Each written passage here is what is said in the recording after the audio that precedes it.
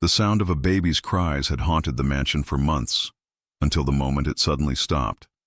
Harrison Caldwell, a man whose wealth could silence empires, froze when he entered the kitchen. There, in the center of the polished marble floor, stood Grace Jensen, an 11-year-old girl with trembling shoulders and pale hair tied back. But it wasn't her that made his chest tighten. It was his son. 6-month-old Leo, the heir to the Caldwell fortune, rested against the girl's small back, wrapped snugly in a frayed strip of olive fabric. For the first time in months, the boy wasn't wailing. He wasn't red-faced with rage. He was quiet, content. The sight cracked something deep inside the billionaire. His voice dropped to a dangerous whisper that cut through the silence like broken glass. What is the meaning of this? Grace flinched but held her ground. The air between them thickened with his fury, with disbelief that an 11-year-old had done what no nanny, no doctor, no fortune could buy. She had soothed his son. What Harrison couldn't see yet was that this single moment would unravel everything. He thought he knew, because the only person who could calm his child was a little girl. And when he found her with Leo strapped to her back, Harrison made a decision that would change all of their lives forever. Harrison Caldwell stood in the arched doorway, his expensive suit gleaming like armor, his face shifting from disbelief to fury. He was a man who ruled a global logistics empire, a man for whom every detail was planned and controlled. Yet here in his own home was a sight that unraveled him. At the sleek kitchen island stood 11-year-old Grace Jensen, her corn silk hair tied back, her faded jeans and t-shirt clashing with the cold perfection around her. But it wasn't the girl that froze his blood. It was his son. 6-month-old Leo, the baby who had filled the mansion with months of inconsolable cries, was now tied to Grace's back in a sling fashioned from faded olive green fabric. Silent, calm, his wide eyes watched Grace as she calmly chopped carrots. One tiny fist clutched her hair, not in distress, but in quiet contentment that felt alien in this house still heavy with grief. "Get him off you, now." Harrison's voice was low and dangerous. Grace froze, her blue eyes wide with fear. Her mother, Laura, who had been scrubbing the stovetop, stopped mid-motion, her hands dripping with soapy water. "Mr. Caldwell, please," she began, but he cut her off with a glare. "Endangering my son? Letting your child treat him like a doll?" The words hung suffocating in the air. Grace clung to the counter, feeling Leo's small body warm against her back. What Harrison couldn't see, blinded by rage, was that the sling was not just cloth. It was the preserved lining of a hero's jacket, carrying with it a legacy of courage, sacrifice, and the only hope his son had for peace. 3 months earlier, life had been far different. A red eviction notice had been taped to the Jensens' apartment door, the final blow in a storm of medical bills and missed rent. Laura Jensen, exhausted from working 2 jobs and recovering from pneumonia, felt the crushing weight of failure. Inside their cramped apartment, Grace sat at the table polishing her great-grandfather's medals, the Purple Heart, the Silver Star, and the Medal of Honor, awarded to Sergeant Thomas Stonewall Jensen. He was their family legend, a man who had once crawled through fire to rescue wounded soldiers, carrying one in a sling made from his own jacket. His strength, Laura often said, was not in how hard he fought, but in how much he carried for others. That jacket, its olive lining fragile with age, had been preserved as the family's most sacred relic. When the phone rang that day, Hope answered. It was Mrs. Gable, household manager of the Caldwell estate, offering Laura a live-in housekeeping position. The pay was generous enough to save them, but the rules were strict. Grace was to remain invisible, unseen in the main house except when absolutely necessary. Desperate, Laura accepted. The Caldwell estate felt like another world, towering walls, of glass and stone overlooking a vast lake, more like a museum than a home. The silence was suffocating, the order flawless, but beneath it all clung a sadness that Grace soon understood. Eleanor Caldwell, Harrison's wife, had died only 6 months earlier, just after Leo's birth. The nursery, though filled with the most expensive cribs and toys money could buy, was the loneliest room of all, echoing only with Leo's tortured cries. And then Grace discovered what no nanny, no gadget, no father's wealth could provide.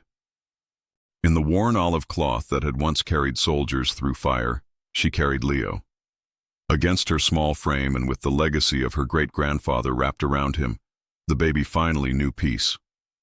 For the first time he was silent, not in fear but in trust. And it was this fragile miracle, this quiet thread of hope, that Harrison Caldwell, blinded by grief and anger, was about to destroy. The nursery was a room of cold perfection. A high-tech crib tracked every breath. A sound machine offered endless variations of white noise, and rows of tasteful educational toys sat untouched.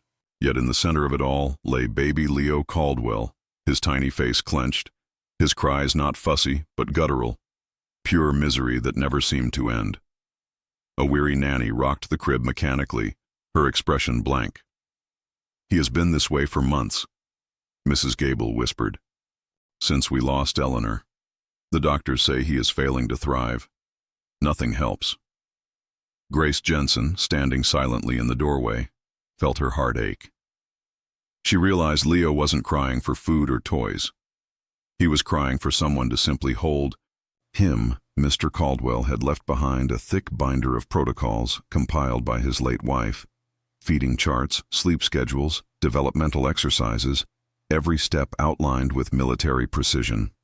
The nannies followed it faithfully, but the more structure they applied, the more Leo suffered. One tried, "Cry it out," leaving the baby hoarse from hours of screaming. Another forced rigid feedings that his small stomach rejected. Even Caldwell himself appeared at scheduled intervals, holding his son with stiff awkwardness, reading monotone from a board book. But Leo only grew louder, sensing the grief and emptiness in his father's arms. Grace, supposed to remain invisible, could not ignore the cries that echoed through the vents day and night. She watched helplessly until one evening, after yet another nanny quit in tears, the house descended into chaos. Laura tried to soothe Leo while preparing Caldwell's dinner, but nothing worked. Grace stood in the doorway as the baby thrashed in his crib, red-faced and frantic. In that moment she remembered her great-grandfather's words. "True strength isn't how hard you fight. It's how much you carry for someone else." She thought of the olive-green lining tucked away in her room, cut from his Medal of Honor jacket. Breaking every rule, she retrieved it, fashioned a makeshift sling, and lifted Leo against her chest. The effect was immediate. His screams faltered, then stilled. He melted into her, hiccuping softly as his tiny body relaxed for the first time. Grace paced the room, humming tunelessly, the fabric binding them together like a secret bridge across time. From that night on, it became their ritual. Hidden from everyone, she carried him through quiet halls, read while he slept on her back, or walked slowly until his breathing evened out. Leo began finishing bottles, sleeping longer, even smiling. Laura noticed the miracle but dared not ask questions. Mrs. Gable credited a new formula. Only Grace knew the truth, that love and a relic of sacrifice had succeeded where money and science had failed. But secrets never stay hidden. One afternoon, Grace grew bolder, exploring the kitchen with Leo nestled happily on her back. His babbling filled the air, a sound she had come to treasure. She was so caught up in the moment that she didn't hear the door open or the heavy steps crossing the marble floor. Then a cold voice cut through the air. "What is the meaning of this?" Harrison Caldwell stood in the doorway, his face carved with fury. Laura rushed forward, stammering an excuse, but Harrison's voice thundered with accusation. "Do you have any idea how dangerous this is? He could have suffocated. He could have fallen." Grace trembled, whispering, "He's okay." It was the first time she had spoken to him, and his glare froze her in place. He ordered her to untie Leo and prepare to face him in his office. But as he reached for his son, something unexpected happened. Leo whimpered, turned away from his father's hands, and buried his face deeper into Grace's neck, clutching her shirt in his tiny fist. For the first time, the house fell silent, not with grief, but with truth. Harrison's fury faltered as he saw it, his infant son rejecting him, clinging instead to the daughter of his housekeeper. It was a crack in his armor, a painful mirror of his own failure, and the beginning of a storm none of them could escape. The kitchen was heavy with silence, broken only by the steady weight of baby Leo against Grace's chest. For months he had screamed endlessly, but now, wrapped in her makeshift sling, he was calm. Harrison Caldwell stood in the doorway, his fury radiating like heat. The unfairness of it all only sharpened his rage. That this girl, a servant's daughter, could soothe his son when all his money, all his rules, and all his experts had failed. It was intolerable. "Give him to me," he ordered, his voice trembling with restrained anger. Grace's small frame stiffened. She knew with bone-deep certainty that if she handed Leo over now, the fragile peace would shatter. "If you yell," she whispered, summoning courage she didn't know she had, "you'll scare him." The audacity stunned Harrison. His own child, this slip of a girl, telling him how to behave in his own home. Laura, pale with fear, tried to pull her daughter back. "Grace, please, do what Mr. Caldwell says." But Grace held firm. She felt Leo's tiny body trembling, his quiet trust anchoring her. "He doesn't like loud noises," she explained, her gaze steady, "and he doesn't like being alone in his crib. It makes him sad." Harrison sneered, though doubt flickered in his eyes. "And you're an expert in child psychology now?" "No," Grace replied softly. "I just listen." The words struck like a hammer. He had never listened, not to the cries, not to the silence, not even to the son who carried Eleanor's absence in every breath. Laura seized the moment, fumbling with the knot. As the sling loosened, Leo began to fuss. When Laura finally lifted him away, his fussing broke into raw, inconsolable screams, the familiar soundtrack of the Caldwell home. He arched, red-faced, reaching back toward Grace. "See?" she whispered, heartbreaking. Harrison's mask of certainty cracked. For the first time, doubt crept in. He had seen results, quiet, peace, his son content. And now chaos returned the instant Grace was pushed aside. The truth was undeniable, but to accept it meant admitting everything else had been wrong. "Put him in his crib," Harrison ordered flatly, clinging to control. Laura obeyed, carrying Leo upstairs, his screams echoing like accusations. Then Harrison turned to Grace. "My office. Now." The office was a cold, imposing room, dominated by a mahogany desk and a lone photo of Eleanor. Grace stood small on the vast rug, Laura at her side. Harrison's voice was calm, but deadly. "You broke the rules. Rules designed for my son's well-being." Laura bowed her head, whispering apologies. "We'll leave," she said. But Harrison surprised them both. "You will not leave. You will keep your job. But your daughter," he said, eyes drilling into Grace, "will never go near my son again. Am I understood?" Grace nodded, though inside she felt hollow. His gaze shifted to the faded green cloth in her hands. "That thing, what is it?" Grace clutched it tighter. "It was my great-grandfather's, Sergeant Thomas Jensen, Medal of Honor." She spoke of how he had torn his jacket to carry wounded men from the battlefield, how sacrifice meant carrying more than your share. For a moment, Harrison faltered. He thought of Eleanor, how she had carried their family, carried their child, carried the illness that took her. He had never carried anything but control. For the first time, shame flickered. But grief smothered it quickly. To abandon Eleanor's binder of schedules and rules felt like betraying her memory. "A noble story," he said coldly. "But this is not a battlefield. My son is not a soldier. We will follow the plan my wife left." Dismissed, Grace retreated with her mother. Upstairs, Leo's cries grew sharper, slicing through the walls. Days blurred into torture. A new nanny arrived, stern and unyielding, enforcing the cry-it-out method. Leo's screams returned, hoarse and endless. Grace obeyed the rules, stayed invisible, polished her great-grandfather's medals while tears fell onto the cool metal. But she wasn't deaf. Leo was fading, his eyes hollow, his body weak, his joy erased.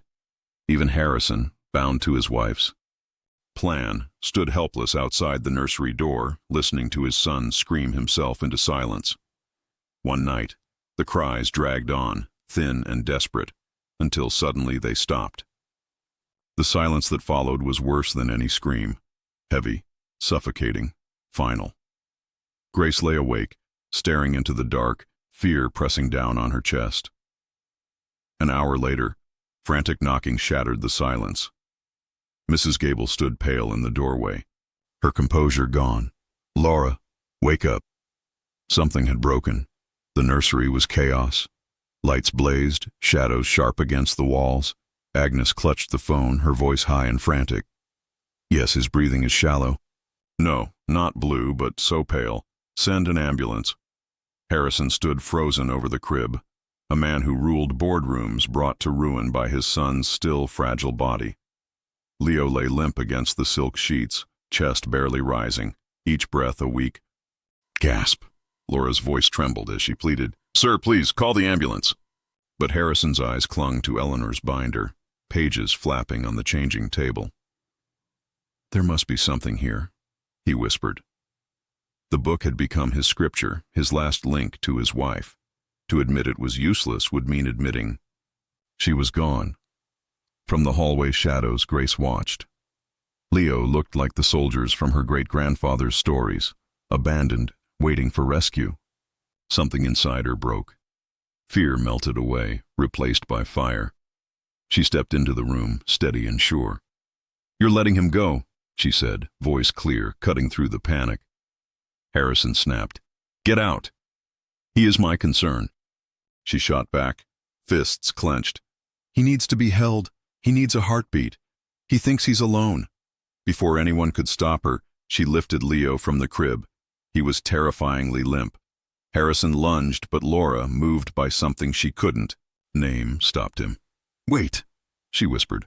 Grace swayed, rocking gently, whispering, "It's okay, Leo. I've got you. Just breathe with me." Her hum filled the room, low and steady, her steps rhythmic. Minutes stretched. Harrison's fury faltered, giving way to despair. And then, it happened. A deeper breath, another. Color flushed faintly into Leo's cheeks. His tiny fingers twitched, then clutched her collar. His breathing steadied. The room went silent except for their shared breaths. Laura wept. Agnes stared, speechless. Harrison collapsed into the chair, his legs weak. He watched the girl who had done what science, wealth, and schedules could not. This child had saved his son. Grace looked down at him, her face heavy with sadness. He just needed to be carried. For the first time, Harrison felt his armor shatter. "Thank you," he whispered, words rough and foreign. By morning, Nanny. Agnes was gone. The binder burned to ash in the patio fireplace. Harrison stood over the flames, letting Eleanor's rules curl and blacken, releasing the grip of her order. He gave Mrs. Gable new instructions. "Grace Jensen has full access to Leo. She is to be treated as family." The house transformed. Silence was replaced by humming and baby giggles. Grace moved freely with Leo tied to her back in the faded sling. She taught Harrison how to hold his son. "Relax," she said gently. "He can feel when you're tense." Awkwardly, he listened, letting his voice soften, his hands steady. For the first time, Leo didn't cry in his arms. Recognition flickered in the baby's eyes. Trust, fragile but real. Harrison canceled meetings, came home early, and spent hours watching Grace play with Leo, learning from her quiet wisdom. His curiosity deepened. One rainy afternoon, he asked to see the medals.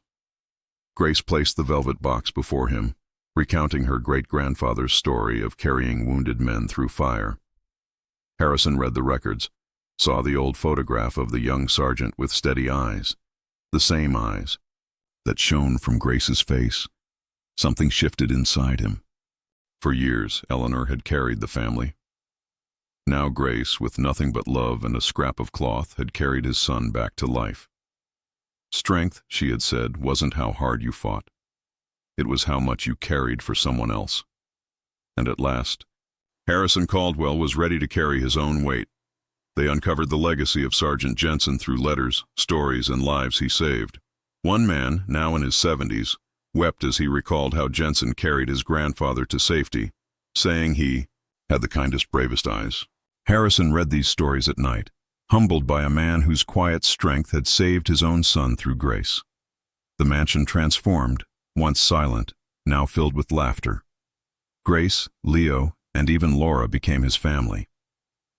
2 weeks later, Harrison revealed a statue of Jensen in his hometown and announced a foundation funding scholarships and infant care programs, honoring the power of carrying others.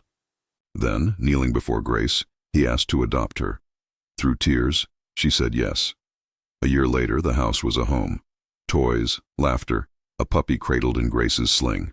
Harrison realized his empire was nothing compared to this, the family he had almost lost.